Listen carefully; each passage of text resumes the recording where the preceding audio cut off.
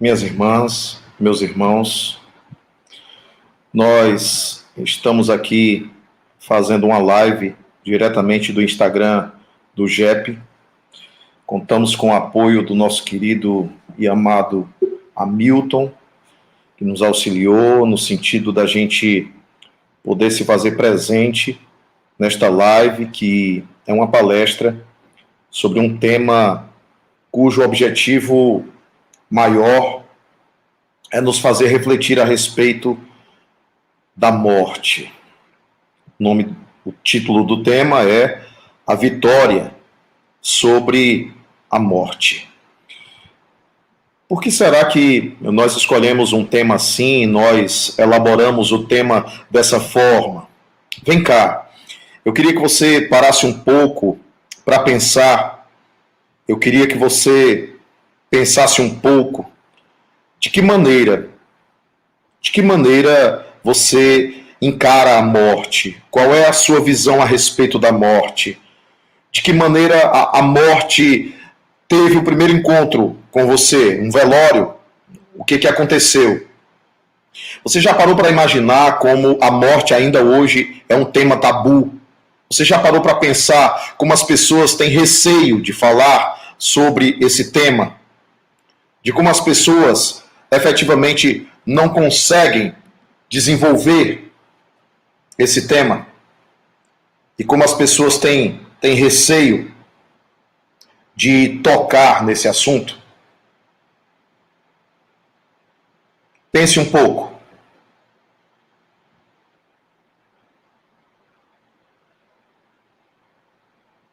Pense um pouco nisso.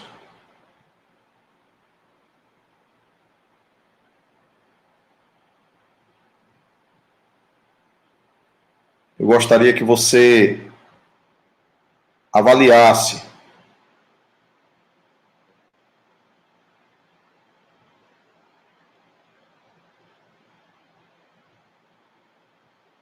esse tema.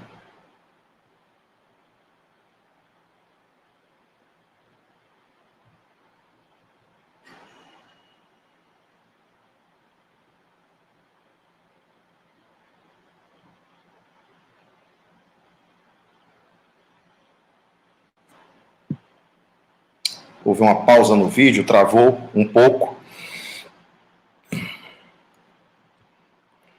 Qual é o poder que a morte tem exercido sobre você?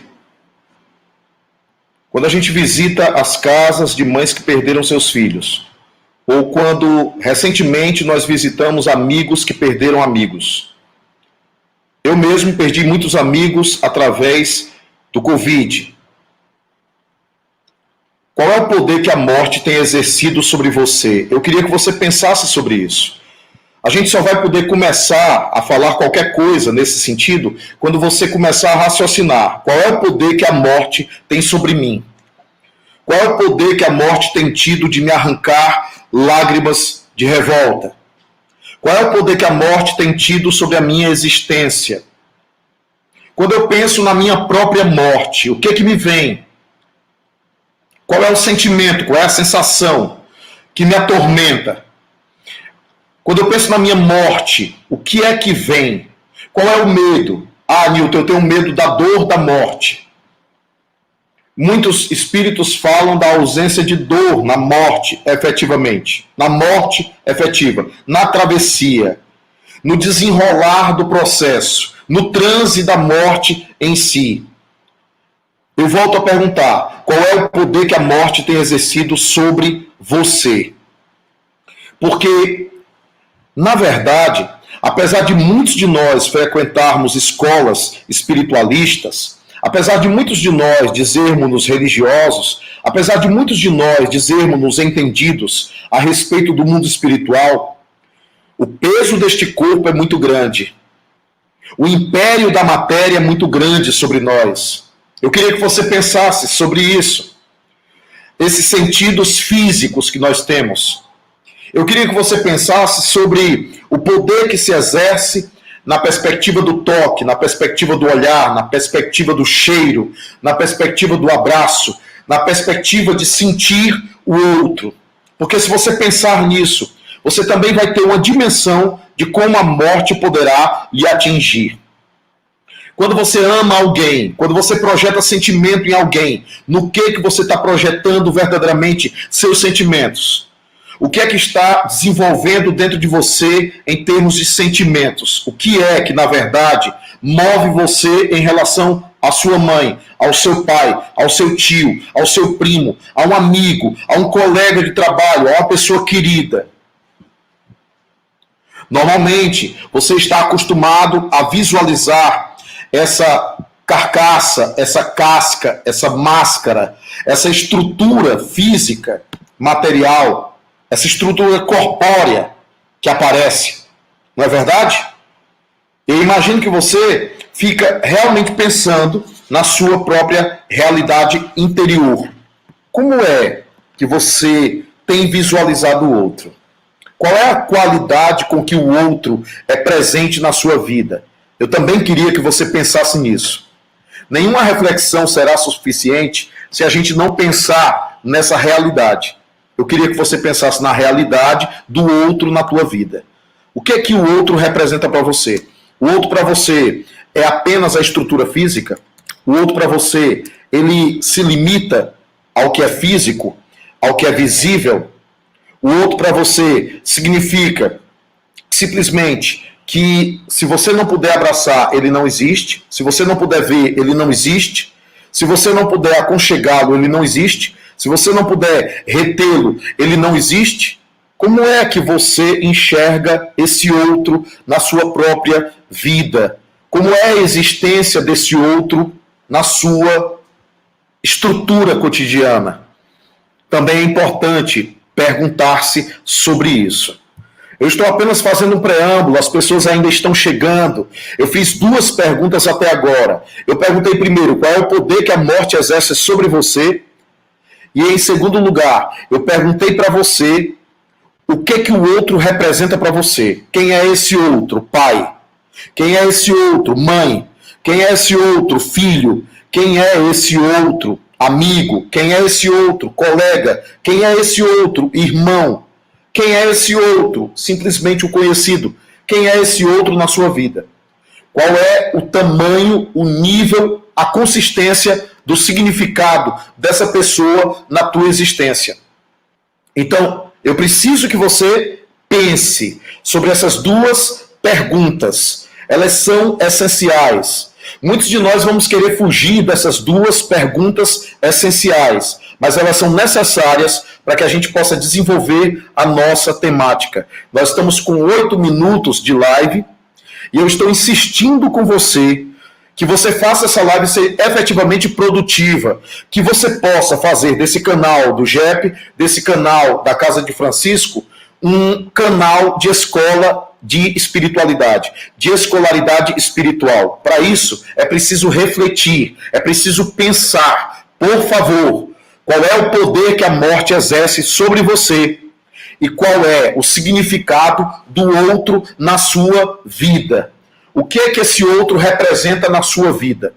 Então, tudo bem, façamos o seguinte: esse outro acabou de viajar, esse outro acabou de arrumar as malas, esse outro acabou de partir para um outro país, e esse outro vai demorar a ser visível por seus olhos. Apesar de todos os meios de comunicação que nós temos, o que é que fica? O outro deixou de existir dentro de você, o outro deixou de existir na sua lembrança, o outro deixou de existir no raio dos seus sentimentos, o outro deixou de existir na sua saudade. Qual é o poder da morte sobre você e qual a representação que o outro tem sobre você? Terceiro processo que eu preciso que a gente avalie. Só existe o que vemos, só existe o que tocamos, só existe o que retemos, só existe o que prendemos, só existe o que aconchegamos, só existe o que está ao alcance de nossas mãos. Só isso é existente, só isso tem qualidade de existência verdadeiramente. Pergunte-se sobre isso. É só isso que existe? Só é passível de ter qualidade, de ter sentido, de ter significado, se você conseguir reter, se você conseguir olhar, ver, se você conseguir cheirar, se você conseguir aconchegar. Então, você deveria questionar esse sentimento. Você deveria avaliar o nível desse sentimento também. Por quê? Porque normalmente os sentimentos eles estão sendo produzidos a partir do que pegamos, a partir do que vemos, a partir daquilo que agrada aos nossos olhos, a partir daquilo que nós aconchegamos, a partir daquilo que nós retemos, a partir daquilo que nós temos controle e a partir daquilo que nós temos efetivo alcance. Então, que espécie de amor é esse? Terceira pergunta, qual é a qualidade do seu amor? Qual é a qualidade do seu sentimento? Qual é o tamanho desse sentimento? Qual é a consistência desse sentimento? É a terceira pergunta. A primeira, qual é o poder da morte sobre você? A segunda, qual é o sentido ou significado do outro, o conceito do outro dentro da tua própria existência? Terceiro, qual é o tamanho e a qualidade desse sentimento que você diz nutrir por alguém que você convive, por alguém que está com você? Pergunte-se. Pergunte-se. Essas perguntas incomodam. Essas perguntas incomodam porque elas flagrantemente, elas vão revelar, de certo modo, a maturidade dos seus sentimentos. Elas vão revelar a sua maturidade espiritual. Quando eu pergunto sobre o poder da morte sobre você, isso vai revelar a tua maturidade espiritual, o nível efetivo e verdadeiro da tua espiritualidade. Quando eu pergunto para você qual é o sentido ou significado do outro na sua vida, eu estou perguntando sobre a qualidade efetiva dessa relação, o nível de existência do outro dentro de você. E a terceira pergunta, quando eu te pergunto como é esse teu amor, como é esse teu sentimento pelo outro, tá? Se esse sentimento ele existe só em função do que tu vês, do que tu retens, do que tu abraças, eu estou questionando, eu estou te colocando na parede para te questionar qual é a verdadeira qualidade desse sentimento. Tá? Eu preciso saber qual é a qualidade desse sentimento. Eu preciso entender. Tá? Mas mais do que eu entender, é você precisar entender por si mesmo qual é a qualidade desse sentimento que você diz nutrir por alguém. Muito bem. A quarta pergunta que eu quero fazer nesses 13 minutos de live, tá? Até que eu desenvolva. Eu ainda vou desenvolver o tema, mas a quarta pergunta que eu quero te fazer nessa live é: o seu amor é capaz de ser feliz, de ver o outro livre?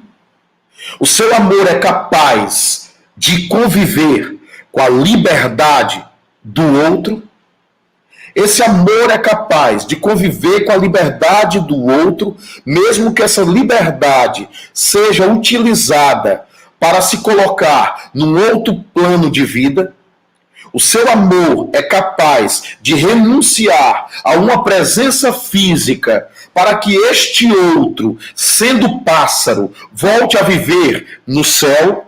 Para que esse outro, sendo pássaro, volte a viver a sua verdadeira morada, a sua verdadeira essência, posto que essa essência física é meramente transitória, o teu amor seria capaz de abrir a portinha da gaiola. O seu amor seria capaz de ver o pássaro sair pela gaiola, de vê-lo voar muito além e longe de você. Você seria capaz de continuar amando e você seria capaz de usar um amor capaz de libertar o outro e de ficar feliz porque o outro agora voa o voo leve dos pássaros livres? Sim, pergunte-se qual é a sua prisão, qual é a sua gaiola, a sua verdadeira prisão e a sua verdadeira gaiola, qual é? Exatamente este corpo. Nós vivemos uma alienação profunda. A maior de todas as alienações não é a da luta de classes, não é a do capitalismo, não é a das ideologias. A maior de todas as alienações é você continuar pensando que você é corpo. Que você é corpo. Eu queria saber quando é que nós vamos nos libertar dessa concepção limitante, que faz com que a gente pense que é corpo, que é carne.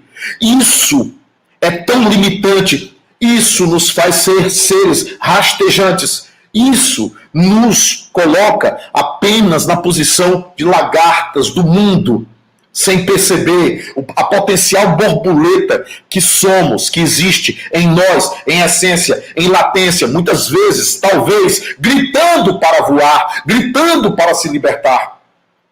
Por que será, eu pergunto a você, estudioso do espiritismo, estudioso da espiritualidade, você que estuda as questões da alma, por que será que todas as noites,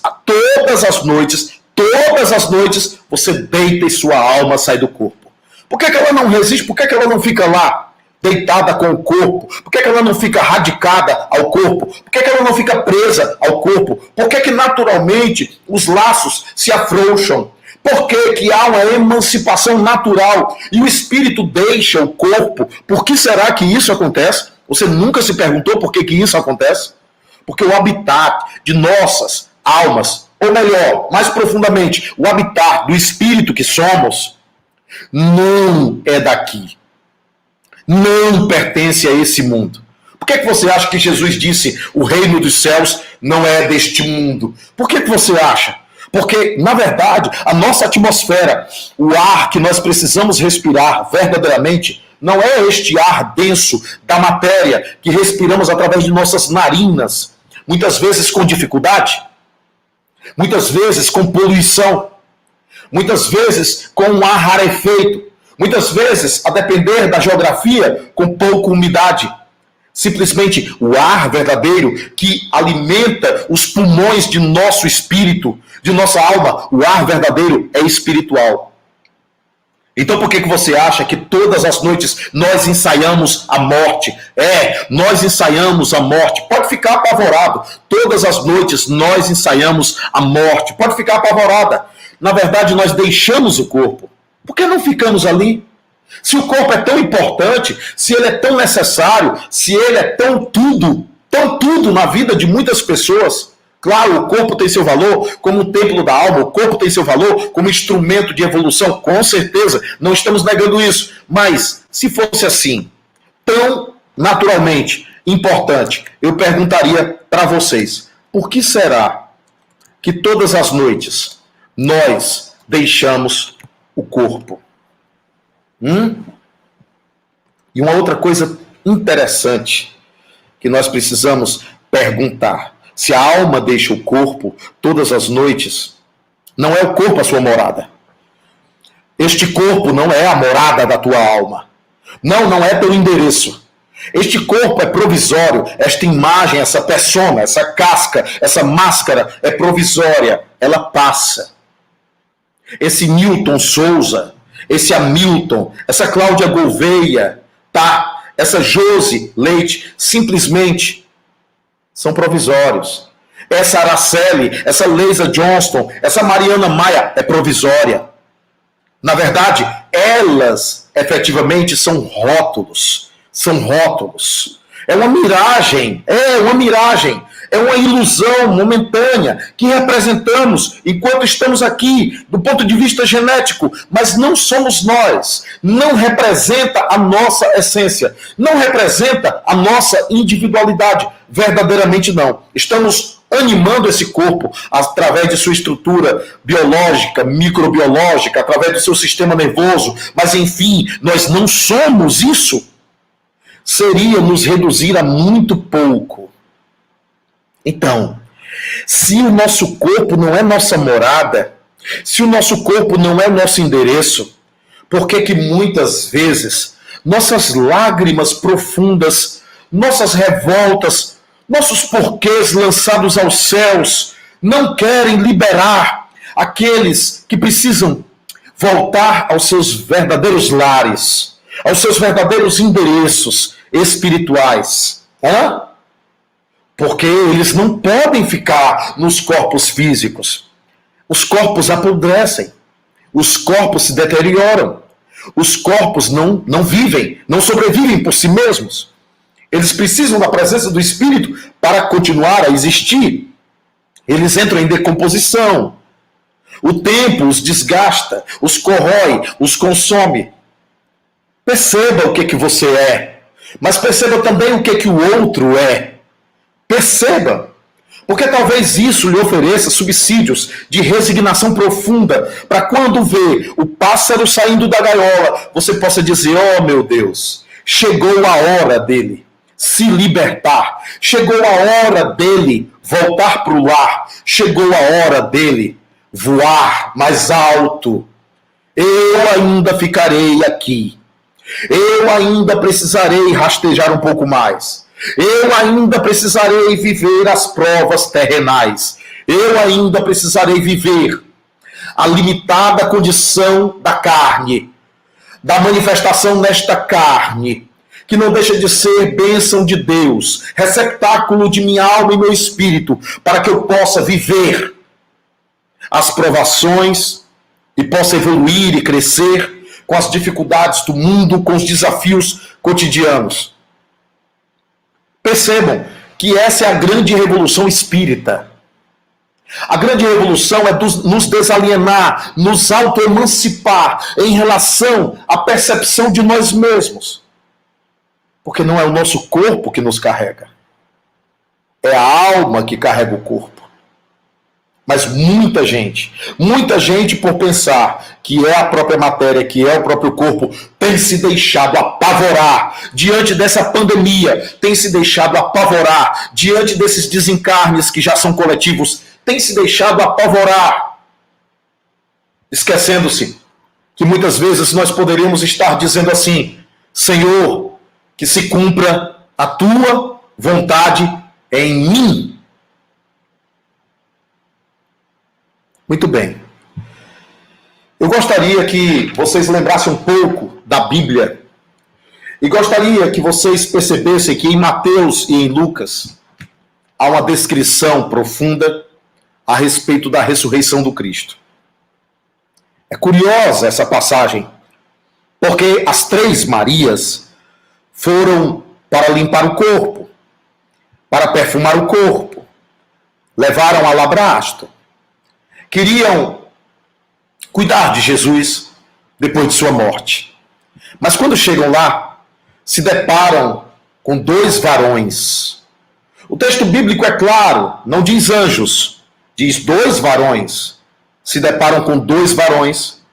E esses 2 varões dizem assim: porque procuram o vivo entre os mortos. Ele não está aqui. Deveriam procurar o vivo entre os vivos, simplesmente porque elas pensavam que Jesus havia morrido. Em Lucas é curioso porque elas entram na tumba. E quando entram na tumba, se surpreendem com um rapaz. A Bíblia é bem clara, o texto é bem claro. Um rapaz. Não diz anjo. Aqueles 2 eram vestidos em vestes resplandecentes. E esse rapaz também tinha uma face luminosa. E esse rapaz diz a mesma coisa. Porque procuram o vivo entre os mortos. Ele não disse a vós que iria antes de vós para a Galileia. Senhores, senhoras, jovens que estão nos assistindo agora, eu queria que você percebesse o que está acontecendo nesse episódio, depois do 3º dia. Exatamente naquele 3º dia, o que está acontecendo? O túmulo está vazio. O túmulo está vazio. A irmã Rosália, minha mentora espiritual, me ensinou uma frase para os espíritas contemporâneos. Ela disse assim: nós precisamos entender que os novos adeptos da Boa Nova espiritual, que nos revela Jesus e nos relembra Jesus por meio do Consolador, nós precisamos entender que nós somos os herdeiros do túmulo vazio. Só nesse episódio há uma mensagem para você. O túmulo está vazio, porque a tumba é incapaz de reter Jesus. Porque o cemitério é incapaz de reter Jesus. Porque O caixão, a caixa mortuária é incapaz de reter o teu amor, o teu pai, a tua mãe, o teu parente. A cova é incapaz de reter o teu parente. Não percebeste? O túmulo estava vazio. Há uma mensagem metafórica, simbólica e poderosíssima por trás disso. O túmulo estava vazio. Significando dizer que não adianta procurar lá. Não adianta procurar 7 palmos do chão. Não adianta procurar, porque Jesus, como diz Paulo de Tarso, Jesus é o vencedor da morte. Jesus é o vencedor da morte. Não adianta procurar nos cemitérios ou nas tumbas, porque a morte não é capaz de reter o que não é feito de morte. O que não é feito de morte, o que não tem matéria-prima de morte. O corpo é feito de matéria grosseira. O corpo, sim, assim que ele nasce, ele tem uma pulsão de morte, para usar um termo de Sigmund Freud. Há uma pulsão de morte. A tendência do corpo é caminhar para a morte. Simplesmente, nós poderíamos contar o nosso aniversário como mais um ou como menos um. Porque nasceu, você já caminha inevitavelmente para a morte. Percebeu? Percebeu? Mas você, ainda hoje, tem um olhar assim. Aturdido.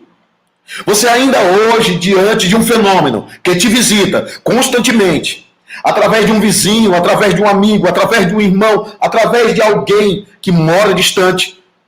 Esse fenômeno biológico, da chamada morte biológica, te visita constantemente, mas você ainda não assimilou que essa finitude é só do corpo. Porque se tu dormes e teu corpo não consegue sequer ficar, teu corpo espiritual, tua alma, se o espírito não consegue sequer ficar aprisionado ao corpo enquanto tu dormes, imagine quando esse corpo apodrece. Imagine quando esse corpo simplesmente é corroído. Imagine quando esse corpo está a 7 palmos do chão. Imagine quando esse corpo está simplesmente encerrado. Não há mais vida ali. Me diga uma coisa, por que a alma teria que ficar retida ao corpo? E por quê? Que depois da morte você continua reclamando do corpo. É sério, preste atenção nisso. Preste atenção nisso. Você precisa destravar isso urgentemente dentro de você. Você precisa desalienar isso dentro de você. Você já notou? Quando você reclama, quando você se revolta, quando você não aceita que houve a morte do outro, que houve a morte do amado, que houve a morte da amada, que houve a morte do ente querido, você está reclamando o corpo dele. Você está reclamando o corpo dele. Você está reduzindo o corpo dele. Você está dizendo para o universo, eu quero ele de volta. Porque você não o aceita mais como espírito, como alma. Afinal de contas, você amava o quê? Você amava o corpo, mas o corpo está a 7 palmos do chão. E muito em breve, aquele corpo não existirá mais. Do pó ao pó. Sinira Pinto escreveu, eu nunca serei pó, porque sou alma.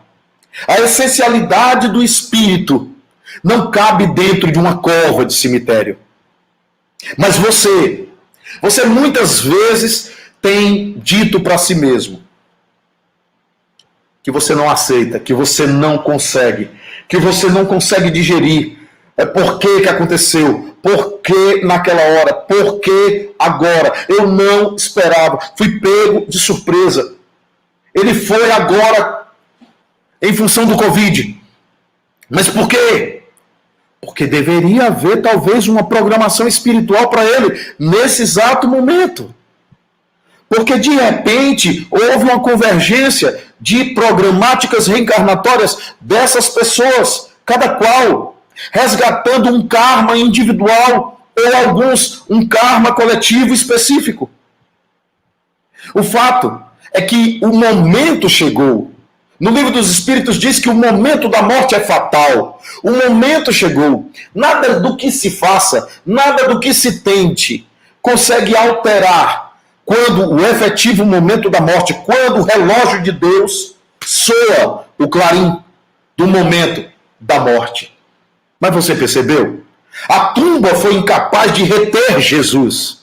Ele estava dizendo para cada um de nós a mesma coisa. Olha, a tumba é incapaz de reter os seus. A tumba é incapaz. É nisso que está a verdadeira mensagem do Consolador. Em te dizer que a tumba é incapaz de te reter, de te prender. Jesus é o vencedor da morte. Te digo mais. Se o próprio Jesus caminhou com os discípulos na estrada de Emaús, se o próprio Jesus foi capaz de inevitavelmente aparecer a 500 pessoas na Galileia, se o próprio Jesus apareceu a Maria Madalena, se o próprio Jesus vai aparecer aos discípulos a portas fechadas, se o próprio Cristo foi capaz de voltar do mundo dos mortos para consolar os seus, por que não a psicografia chegaria até você? Por que não a mensagem mediúnica chegaria até você? Por que ele não te visitaria durante o teu sono físico, durante o transe onírico ou o transe do sonho, para conversar com você e dizer, estou bem, ore por mim, ainda preciso de você, ore por mim, estou bem, eu sigo adiante, vai ficar tudo bem, vamos ficar bem, ainda preciso, ainda choro, ainda preciso de você. Porque muita gente pensa que desceu corpo à cova, acabou o trabalho. Não! Muitas vezes é aí que vai começar a tua tarefa, o teu trabalho de cuidar do teu parente que faleceu, que deixou o corpo físico, porque precisa se deslindar dos laços, porque precisa simplesmente se desataviar do passado. Porque agora ele começa novamente um novo roteiro de estudo espiritual. Eles vão estudar do outro lado da vida. Sim, eles vão mergulhar sobre o que foi a própria vida. Sim, eles vão fazer um balanço existencial do que fizeram, do que atingiram de metas, do que alcançaram, do que retrocederam, do que fracassaram, do que mentiram, do que falaram a verdade, do que se omitiram, do que falaram que tinham que falar, das verdades que precisavam testemunhar. É momento de testemunho que nós estamos vivendo nessa pandemia.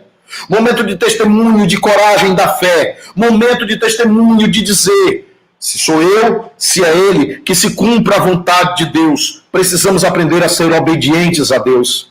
E muitas vezes ser obediente é dizer, meu Pai, eu aceito. Porque tu és meu Pai. Meu Deus, tu és meu Pai.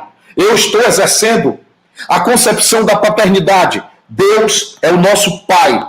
Deus sabe o que faz. Deus sabe a hora. Deus nos conhece. Deus sabe quais são as nossas verdadeiras e mais profundas necessidades espirituais. Isso é resignação proativa. Resignação proativa não é aquela resignação que te coloca para baixo. Resignação proativa é aquela resignação que te faz refletir.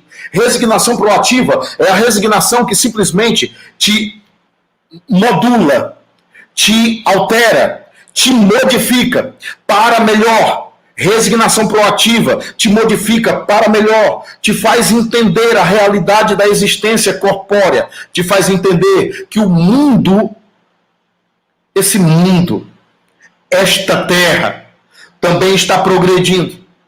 Mas enquanto ela for matéria, grosseira como é, ela não será efetivamente a nossa morada. Quem sabe quando ela alcançar a condição de mundo feliz, ela seja a efetiva morada de seres de natureza espiritual ou de mundo celeste. Porque não podemos precisar como será a natureza dos nossos corpos daqui a muitos e muitos milênios adiante. Tá? Principalmente depois que o Sol deixar de existir. Nós precisamos refletir sobre a nossa finitude, sim. Você sabia que nós deixamos para depois. Vivemos como se fôssemos viver para sempre, mesmo sabendo que o corpo físico, ele precisará encerrar o seu termo. Você já notou como você deixa para depois? Você deixou para depois o abraço. Deixou para depois. Nós deixamos para depois o abraço. Deixamos para depois o sorriso. Deixamos para depois o afago, o aconchego. Deixamos para depois o perdão. Deixamos para depois o pedir perdão. O pedir desculpas. O dizer foi mal, eu vou melhorar na próxima. Nós deixamos para depois porque achamos que ainda dá tempo. E como diz a Bíblia, a morte chega como um ladrão. É como a morte. Chega de surpresa, chega como um ladrão. Você não esperava. A pessoa não presumia que tinha um câncer. Ou a pessoa escondia que tinha um câncer. E não dizia nada para ninguém. Dos incômodos que estava vivendo. Dos incômodos que estava sofrendo.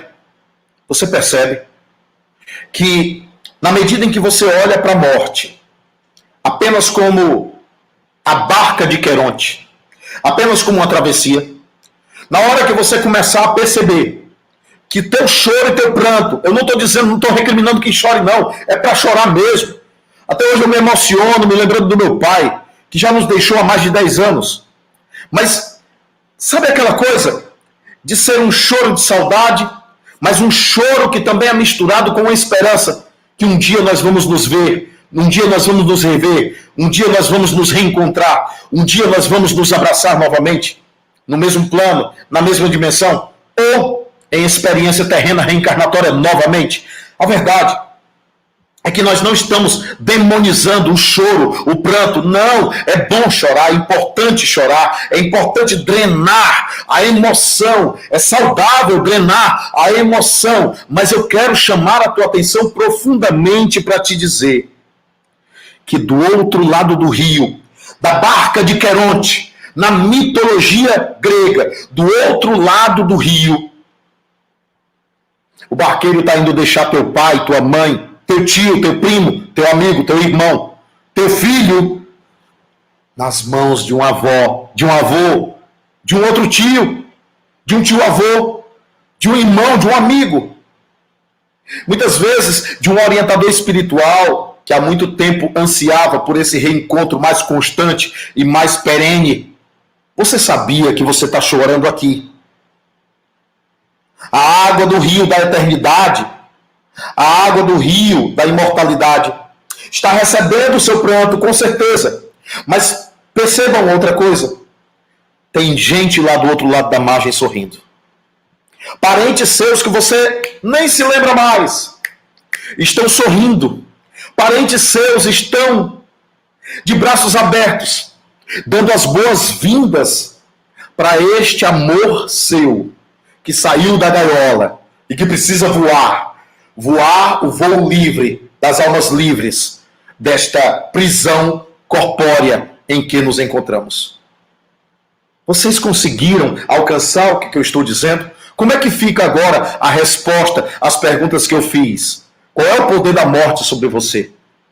Na hora que a morte não é mais aquela amaldiçoada, na hora que a morte não é mais aquela desgraçada, na hora que a morte não é mais vista como a ceifadora, na hora que a morte não é mais vista tão somente como a destruidora de esperanças e de fé, na hora que a morte é entendida como transição, na hora que a morte é entendida como ponte de travessia, na hora que a morte simplesmente é a paisagem nova do mundo espiritual, o retorno ao verdadeiro lar. Qual é o poder da morte agora sobre você? Eu sei, você vai reagir, vai dizer, Newton, eu entendo isso intelectualmente. Eu sei, é um processo. Começa pelo intelecto, vira convicção, torna-se consciência. E quando se torna consciência, se transforma em emoção de qualidade e de emoção. Deixa eu relatar uma coisa para vocês. Eu chorei quando soube do desencarne do Dr. Francisco Cajazeiras, que estaria comigo no seminário do JEP em agosto. O Hamilton já tinha marcado. O tema do Cajazeiras seria a neuroquímica da mediunidade. Eu chorei, mas o meu choro foi o choro de quem diz assim: você venceu, meu irmão. Deus te deu só um tempo para você ficar com a sua família mais um tempo. Naquela ocasião, talvez você já precisasse partir, mas Deus te deu mais um tempo. Foi um choro de quem enxerga a vitória do irmão, de ter vivido a provação de amputar as duas pernas e ainda assim palestrar. Foi um choro de emoção de perceber o irmão agora se libertando daquela prisão, daquele corpo físico. E eu pude dizer: vai, meu irmão, voa o voo livre das almas livres. Liberta-te. Deixa o teu corpo para trás. Porque não é a tua casa, não é a tua residência, não é o teu corpo. Antes do papai desencarnar, eu disse para ele: papai, o mundo espiritual é mais ou menos assim. Comecei a relatar. Papai, se o senhor sentir medo do outro lado, ore. O senhor não gosta tanto de São Francisco? Peça ajuda ao seu santo. Ore a São Francisco. Peça apoio a ele lá do outro lado da vida. Não esqueça de orar, papai. Ele só fazia balançar a cabeça assim porque ele não estava mais falando. Percebem? Tem uma música que o Tarcísio Lima ele compôs, que é uma música muito linda. O nome da música é Cantilena. E essa música, ela exprime com muita beleza e muita poesia o que é a morte, o que deveria ser a morte para o espírita. A morte para o espírita, a morte para o estudioso do espiritualismo, a morte para o espiritualista, a morte para o indivíduo espiritualizado. A morte deveria ser o momento da vitória. A morte deveria ser o momento da travessia. A morte para o espírita deveria ser o momento da festa. O momento de festa. Newton, não é exagero você dizer momento de festa? Momento de festa. O momento de celebrar as conquistas daquele homem. O momento de dizer para todos as dificuldades que ele enfrentou. O momento de relatar as quedas e os acertos, se possível, para servir de exemplo a cada um de nós. O momento de falar dos seus heroísmos anônimos, que muitos de nós, muitas vezes, não percebemos na vida um do outro, porque não enxergamos o coração do outro, os testemunhos do outro. E alguém mais íntimo talvez tenha esse registro. Sim, a música diz assim: longe de ti, mesmo a alegria é fúnebre, contigo a festa e paz, mesmo ante o túmulo. A ressurreição de Cristo veio dizer: vencei a morte. Eu venci a morte. Vencei-a também. Libertai-vos também com dignidade. Entregai vossas almas no último suspiro a Deus, como eu fiz. Perdoai antes de ultrapassar os portais da morte. Perdoai. Reconciliai-vos com os vossos adversários enquanto estáis a caminho.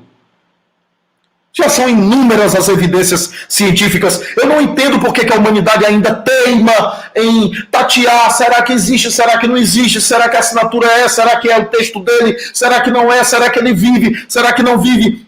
O mundo já produziu tantas pesquisas de evidências da imortalidade da alma. Só nos falta agora viver essa verdade. Já temos teoria demais. Precisamos viver essa verdade por dentro de cada um de nós. Precisamos cantar o hino da vitória. O hino da vitória. O hino da vitória. De dizer: meu Deus, como disse Francisco de Assis, eu maltratei tanto meu jumentinho, esse corpo físico. Oh, jumentinho, me perdoe, eu te maltratei tanto. Eu te peço perdão, jumentinho. Mas eu precisei fazer algumas coisas. Dizer como Paulo disse diante do gladiador: cumpre com o teu dever, porque eu já cumpri com o meu. Dizer muitas vezes, morte, cumpre com o teu dever, porque eu já cumpri com o meu. A hora é de Deus. Não podemos apressá-la. Os suicidas apressam, muitas vezes, mas não podemos apressá-la. Que possamos realmente entender que a morte não existe. Para nada no mundo. Morre um capim, nasce outro. Se transforma em adubo. Nada morre. Tudo se transforma na natureza, como dizia Lavoisier. Então, verdadeiramente, quem você ama nunca morreu. E talvez esteja invisível, pertinho de você, te dizendo agora, eu estou aqui. Eu não parti para sempre. Eu não apartei o meu caminho do teu. Aqui, mais livre, posso te visitar, posso te inspirar, posso aprender para melhor te ajudar, posso te oferecer, através dos encontros nos sonhos, subsídios para que você viva melhor, acerte um pouco mais, não migre pelos caminhos que eu migrei, pelos erros que cometi. Parceria entre o mundo espiritual e o mundo terreno. Parceria. Parceria. E especialmente as mães, eu queria dizer algo que eu aprendi com a irmã Rosália, porque eu não sabia o que dizer às mães que perdiam seus filhos. Eu só chorava com elas. E eu disse, irmã Rosália, me deixa dizer alguma coisa, me ensina a dizer alguma coisa para elas. O que é que eu posso dizer para elas, para confortá-las? E ela me mostrou um quadro com as pernas de Jesus na cruz, uma mulher arquejando, chorando muito, um rapaz abraçando ela, era João, Maria e Jesus na cruz. E a voz da irmã Rosália dizia assim, dizei a elas que elas são herdeiras de Maria. Maria também perdeu seu filho. E Maria passou a ver em cada outro filho um filho seu. Em cada outro filho um Jonatas, em cada outro filho um Davi, em cada outro filho um Gabriel, em cada outro filho um Rúben, em cada outro filho alguém. E eu passei a dizer para as mães que elas foram convocadas a viver um amor profundo e diferente. Lembra da pergunta sobre o amor, da qualidade do teu amor? Porque o amor mais profundo e verdadeiro é o amor que não precisa reter, prender, afagar, pegar, tocar, ver, enxergar, ouvir. O amor verdadeiro é aquele que, mesmo não tendo mais corpo, sabe que o filho vive e é amado para sempre. Essa é a nossa mensagem de vitória de Jesus sobre a morte, que é a mensagem que diz para cada um de nós que nós venceremos a morte, porque a morte em si é travessia, a morte em si não existe. Eu tenho aí uns 12 minutos para vocês fazerem algumas perguntas. Fiquem à vontade aí no Instagram, fiquem à vontade no Instagram, fiquem à vontade no YouTube, fiquem à vontade para algum questionamento, para alguma dúvida sobre o tema de hoje. É um tema positivo, vitória sobre a morte. Muita gente aqui dizendo que está emocionada, que a reflexão foi excelente, que se lembrou muito de sua mãe, de sua mãezinha querida. E com certeza ela lembrou de você também. Você sabia que nossos pensamentos são vozes? Você sabia que quando você pensa na sua mãe, você grita o nome dela? Você sabia que ela escuta? Sim, os fluidos levam sopro de nossas vozes. Um abraço, Pibório, um abraço também. Pessoal usando meu apelido. É, Sheiva, um filho que prossegue além da vida. Prossegue além te amando, te esperando, te aguardando, paciente. Eu estou à disposição para algum questionamento que vocês queiram fazer nesse momento que pode ajudar outras pessoas. Eles vivem e eles voltam também, não é, Hildenberg? É verdade. Júnior, chegou atrasado, mas chegou, querido. Não importa. Ô, Janaína, gratidão também é nossa. Gratidão ao Grupo Espírita Paulo Estevão, que é essa escola de espiritualidade. Maravilha. Saudade do papai, né, Nádia Sarmento? Saudade do seu pai, também tenho saudade do papai. A Cris Mello pergunta, Nilton, por que alguns se comunicam com pouco tempo de desencarne e outros não chegam a se comunicar. Porque existe uma programação espiritual que nos escapa. Porque existe uma coordenação, Cris Melo, uma coordenação do mundo espiritual. Não é aleatório, não obedece ao teu capricho, à tua vontade, nem ao capricho e à vontade do parente desencarnado.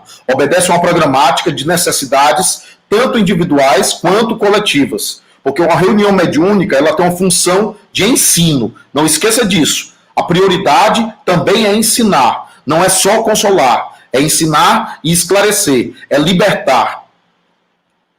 Lívio Ferraz, cometerei algum erro? Não entendi, Lívio. Lívio, não entendi. A recepção aos muitos irmãos nas esferas espirituais, como você percebe? Olha, todos eles descrevem, quando estão lúcidos, que uma avó chegou, que um bisavô chegou, ali no pé da cama da UTI do hospital mesmo. Muitos deles já descrevem, antes de desencarnar, a presença de quem já faleceu. E o pessoal pensa que é delírio, e o pessoal pensa que é ilusão da cabeça. E, na verdade, é a percepção real. Dr. William Barrett, J. William Barrett, fez uma pesquisa de 1.517 casos de pessoas moribundas perto da morte que percebiam parentes desencarnados no pé da cama. No pé da cama. Então, Cris Melo, é relativo de espírito para espírito, de experiência para experiência. Não basta estar desencarnado para saber psicografar, não. Muitos deles não sabem como manusear um médium, como usar o braço de um médium, como mobilizar a mente de um médium. É difícil. É difícil. Registro aqui a Mente e Consciência, um canal que nos assiste aqui no YouTube.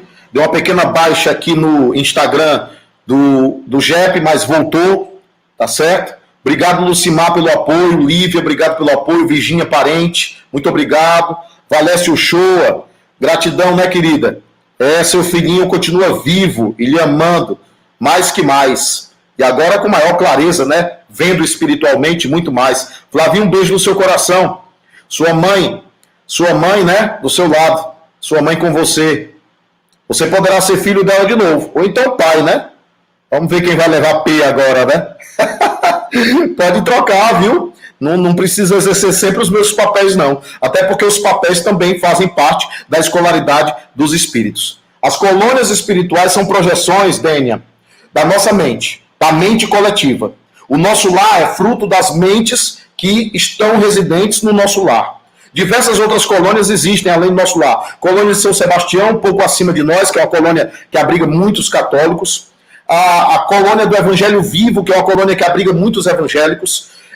Existem colônias espirituais múltiplas no mundo invisível e elas são frutos da projeção das nossas mentes na matéria quintessenciada, nos fluidos. Nádia, não tem. Cada pessoa tem uma história, então não tem tempo para voltar mais rápido ou voltar mais cedo.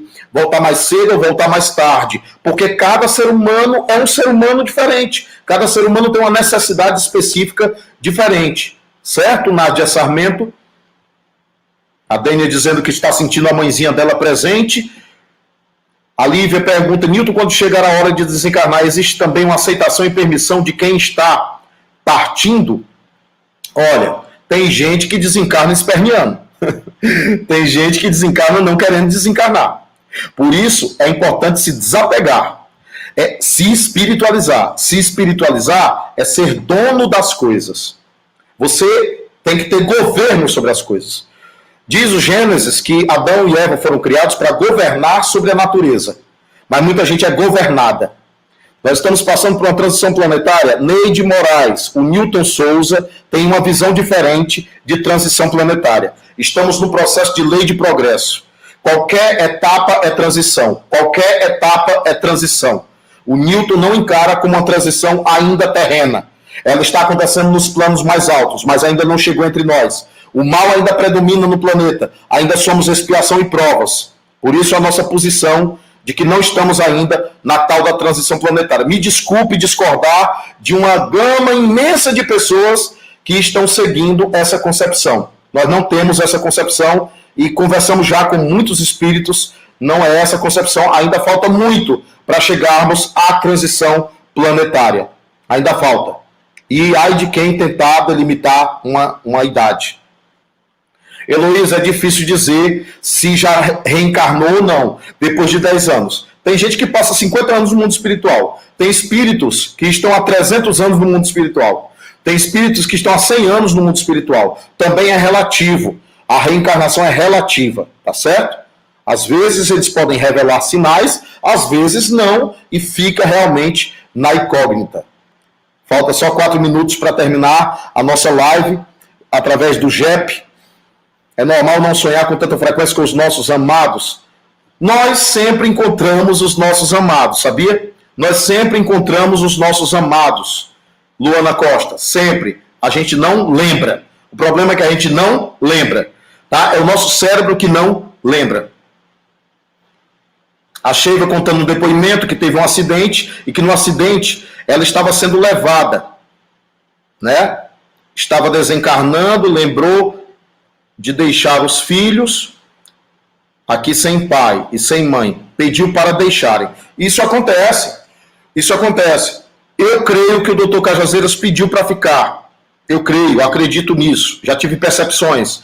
E um grupo mediúnico de um amigo meu que mora em Portugal também teve a mesma percepção. E nós não tínhamos nos comunicado entre nós. Eu penso que ele pediu para ficar. Ivna, eu não sei se estava travando, mais para você, Ivna, por causa da internet. Porque a maioria das pessoas aqui não relatou esse travamento constante, tá? Eu peço perdão por alguma coisa técnica que a gente não conseguiu alcançar. Geraldo Martins pergunta, existe uma ampliação de consciência mesmo com a morte? Olha, existe, porque a gente se apropria mais do nosso corpo espiritual do que o corpo físico. Esse corpo físico, Geraldo, refreia muito das nossas percepções. Refreia muito. Lucas Ximenes, os espíritos dizem que estão em silêncio nessa pandemia, porque essa pandemia é nossa, que é tarefa nossa, que é reflexão nossa. Então, muitos espíritos estão realmente em silêncio. Não quer dizer que eles não estejam nos apoiando, nos amparando ou nos inspirando. Mas por isso mesmo que existem comunicações mediúnicas e comunicações mediúnicas. Temos que ter critério para analisar também. Não tem como vencer a saudade, Nádia. A saudade é amor, Nádia. Não tem como vencer a saudade. A gente vai viver com saudade. É assim. A gente vai viver com espera. O que a gente precisa é esperar, saber esperar. Porque o que separa a gente deles é o tempo. O que separa a gente deles é o tempo, sabia? Não são nem os planos espirituais, porque eles vêm nos visitar durante o sono físico. O que nos separa deles é o tempo. O que nos separa de ficar constantemente com eles é o tempo. Então a gente precisa pedir paciência e seguir com a saudade. A gente só precisa transformar a saudade em compreensão, que aí ela não é dor. Essa saudade não será dor. Essa saudade não será sofrimento. Enquanto a saudade for dor, é porque o apego é pelo corpo. O apego é muito pelo corpo. Enquanto a saudade for dor, o apego é bastante pelo corpo. Dói sim. Ninguém está negando essa dor, não. E a gente não tem que negar a dor, não. A gente tem que encarar essa dor. Tá bom? 20h59. Muito obrigado pela participação de vocês. O JEP aqui teve um público de 400 pessoas. Nós tivemos quase 100 pessoas através do YouTube. E nós precisamos encerrar a nossa live. Um beijo. Espero ter sido útil a vocês. Espero ter sido usado por Deus nesse momento, ter sido usado pela espiritualidade, tá? Não é o Newton. Vocês precisam prestar atenção ao conteúdo, se fixar no conteúdo, tá? Nós precisamos menos carne e mais espírito. Um beijo no coração de vocês. Muita paz, muita paz. Fiquem com Deus. Deus abençoe. Deus abençoe.